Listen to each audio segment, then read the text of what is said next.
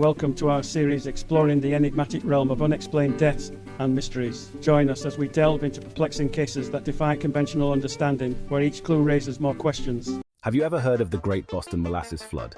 It sounds almost absurd, but it was a real disaster in 1919. Molasses Flood? That does sound bizarre. How did it even happen? It was this massive tank, holding about 2.3 million gallons of molasses in Boston's North End. The molasses was used to make industrial alcohol, which was in high demand during World War I.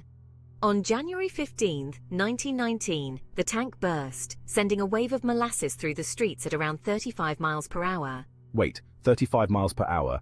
That's faster than I imagined molasses could move. What was the aftermath like? Oh, it was devastating. The flood killed 21 people, injured 150, and destroyed buildings and vehicles in its path. Rescue efforts were a nightmare because the molasses was so thick and sticky that it made everything more difficult. To make things worse, the molasses started hardening in the cold, slowing down the cleanup and making it even more challenging to pull people out. That's horrifying. But why did the tank fail? Did no one see this coming? That's where it gets interesting. The exact cause is still debated, but there were clear signs that the tank was poorly constructed. The company that built it, United States Industrial Alcohol, USIA, rushed the job back in 1915. Apparently, the tank had been leaking from the start, and they only patched it up by painting it brown so the leaks wouldn't be so visible. That sounds like criminal negligence. Was there an investigation? Yes, and it revealed that the tank was structurally weak. They didn't even properly test the tank before filling it. Many believe the inferior quality of the steel and the lack of a qualified engineer during construction led to the disaster. But here's where the debate comes in. Some historians also think temperature changes played a role. You see, the temperature had suddenly warmed up that day, from freezing to around 40 degrees Fahrenheit. This could have caused the molasses to expand, building up pressure inside the already fragile tank. So it could have been the temperature change combined with the structural flaws. Exactly. It's likely a combination of factors.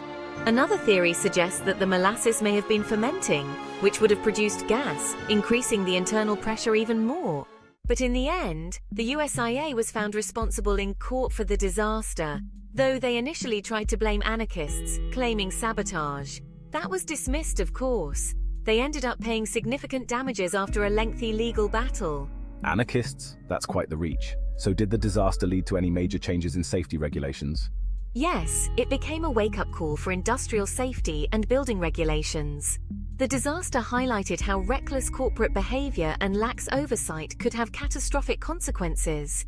It's one of those early moments in US history where people realized the need for stricter regulations on construction and public safety, especially with industrial projects. It's crazy to think how something as mundane as molasses could cause such a huge disaster. I bet the cleanup took forever. It did. They were cleaning molasses off the streets for months. Even years later, on hot summer days, locals said they could still smell molasses in the neighborhood. It's become part of Boston's lore, equal parts tragedy and strange curiosity.